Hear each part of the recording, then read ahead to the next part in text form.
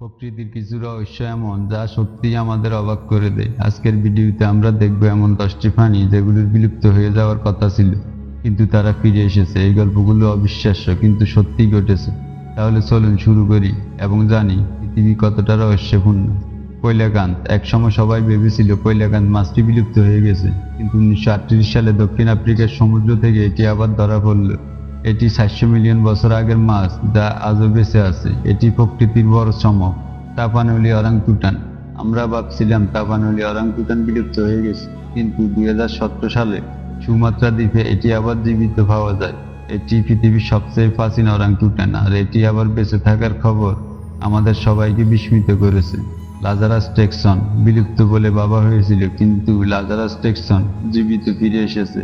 যেমন Mexican wheel 50 বছর পর আবার পাওয়া গেছে। এটি প্রমাণ করে প্রকৃতি সবসময় আমাদের অবিশ্বাস্য কিছু দেখিয়ে যায়। তাসমানিয়ান টাইগারকে একসময় বিলুপ্ত বলা হয়েছিল, কিন্তু সম্প্রতি কিছু ছবি ও ভিডিও এসেছে যা বলছে এটি জীবিত। এটি একটি প্রকৃতির রহস্য যা এখনো সম্পূর্ণ সমাধান হয়নি। উলিমাম।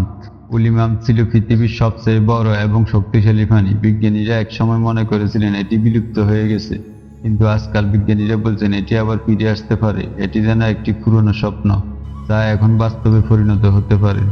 Speaks macaw. এটা কি সত্যি হতে পারে? স্পিক্স ম্যাকাও পাখিটি যা একসময় বিলুপ্ত বলা হয়েছিল, এটি এখন ফিরে এসেছে ব্রাজিলের জঙ্গলে। এটি প্রকৃতির এক অবিশ্বাস্য চমক।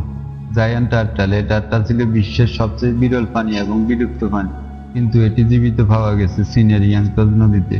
এটি প্রকৃতির এক বিশাল রহস্য।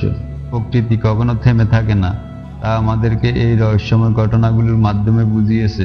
তাহলে আপনি কি মনে করেন, প্রকৃতি কি আমাদের আরো কিছু চমক দেখাবে? কমেন্টে লিখুন আর সাবস্ক্রাইব করতে ভুলবেন না।